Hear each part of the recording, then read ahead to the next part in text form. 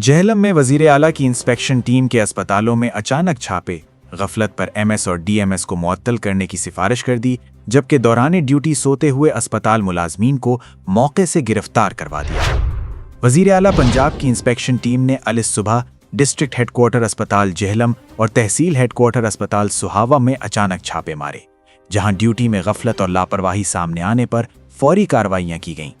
ज़राए के मुताबिक MSTHQ Sohawa doctor Jain, DMSTHQ Jhelum doctor Ali Haider और खिदमत काउंटर पर तैनात अहलकार समर अब्बास की गैर हाजिरी और गफलत पर मुअत्तली की सिफारिश की गई है, जबकि CEO हेल्थ से भी वजाहत तलब करने की हिदायत की गई है।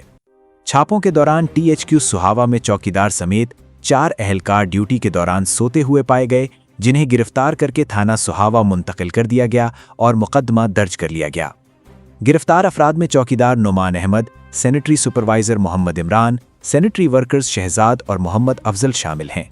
इंस्पेक्शन टीम की जानिब से ये कार्रवाइयां सुबह तकरीबन 3 बजे की गईं, ताकि अस्पतालों में ड्यूटी और मरीजों को फराहम की जाने वाली सहूलियात का हकीकी जायजा लिया जा सके।